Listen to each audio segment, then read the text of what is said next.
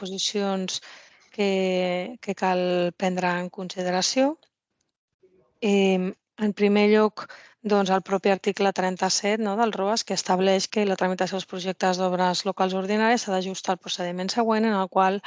doncs, hi ha un acord de procés d'inici i aquesta informació pública que esmentàvem. Respecte a aquesta previsió, cal tenir en compte, en primer lloc, que el ROAS es va aprovar amb la finalitat de desplegar part del contingut de la Llei Municipal i de Règim Local, en el qual actualment té refós, en el qual regula també el procediment a seguir per a l'aprovació dels projectes d'obres locals, incloent-hi també un tràmit preceptiu d'informació pública pel projecte. Així mateix, pel que fa a l'exigència d'aquest tràmit en la normativa de contractació pública, es recorda que la llei regula, en l'informe recorda que la llei regula el règim jurídic de les actuacions preparatòries dels contractes d'obres, preveient els tràmits necessaris del projecte sense contenir cap previsió respecte a la necessitat de fer aquest tràmit d'informació pública.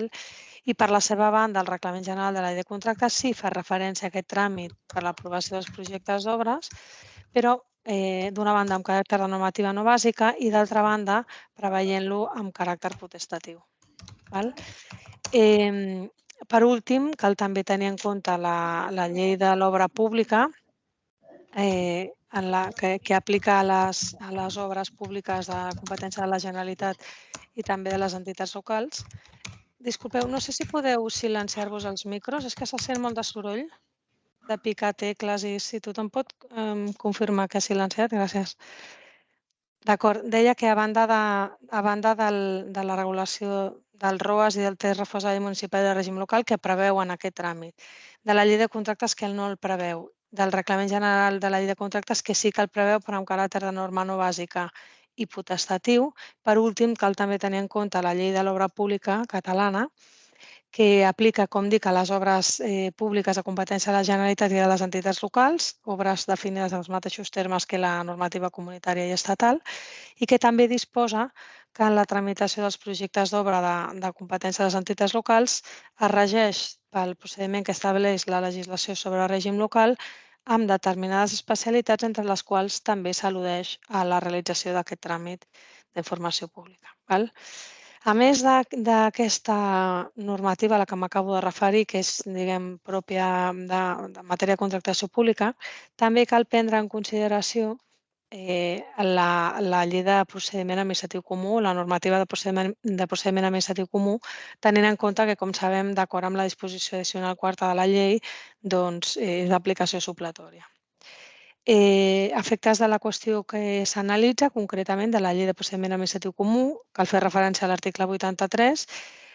en el qual, regulant la fase d'instrucció d'aquest procediment administratiu comú, preveu un tràmit d'informació pública també de caràcter facultatiu.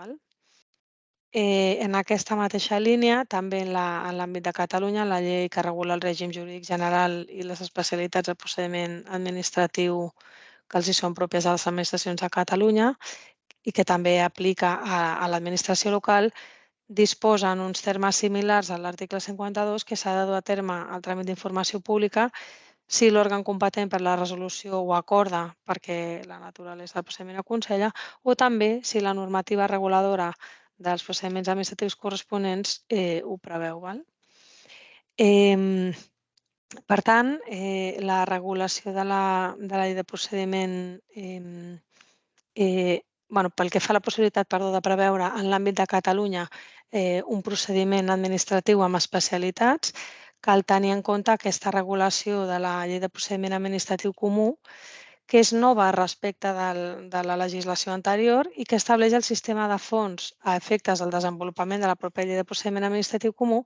amb reserva de llei formal per a la inclusió de tràmits addicionals o diferents als previstos en la pròpia llei. Fixeu-vos que diu només mitjançant llei, quan sigui eficaç, proporcionat i necessari, de manera motivada, es poden incloure tràmits addicionals o diferents als que preveu aquesta llei. Tenint en compte aquest règim jurídic aplicable als contractes d'obres en l'àmbit de Catalunya, composat tant per la normativa estatal i autonòmica en la matèria com també per la normativa de procediment administratiu supletòria que hem vist, La determinació de la vigència de les previsions del ROAS que no s'oposin a aquesta normativa ha de venir donada per les regles de prevalença de les normes. En tant que el ROAS és una norma reglamentària que preveu un tràmit addicional no regulat a la llei ni a la llei de contractes ni a la llei de procediment administratiu comú. Com s'ha dit, el ROAS constitueix una norma de contractació pública que desenvolupa en l'àmbit de Catalunya aquesta normativa bàsica. Compleix aquesta funció de desenvolupament reglamentari sense, en coordinació amb la normativa bàsica i sense entrar en aspectes de fons reservats al legislador estatal. Per tant, és una qüestió procedimental aquesta que es regula, com és la realització d'un tràmit d'informació pública, i a més és un tràmit, qüestió procedimental, que pot constituir una garantia addicional als principis que regeixen la contractació pública. També cal tenir en compte que la seva vigència s'ha de determinar, per tant, en primera instància, a la llum de la normativa de contractació pública, per tant, llei de contractes, reglament general i llei de l'obra pública, deixant en segon plànol les previsions de la normativa sobre procediment administratiu comú en tant que aplica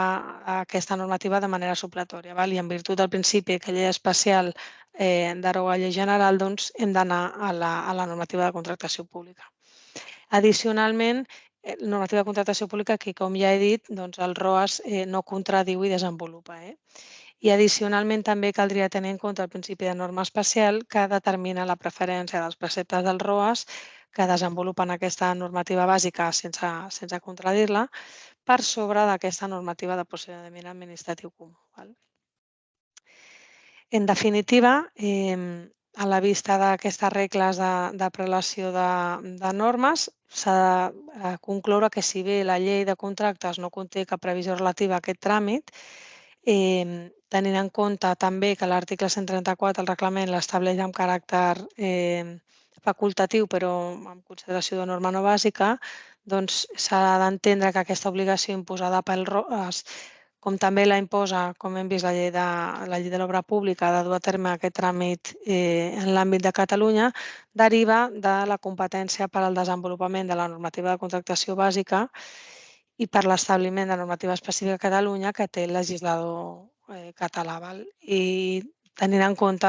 que, com ja he dit, aquesta regulació, aquest desenvolupament no és contrari a la llei de contractes, a la normativa bàsica, sinó que fa un desplegament en allò que li correspon. Per tant, es conclou que aquesta previsió del ROAS és vigent.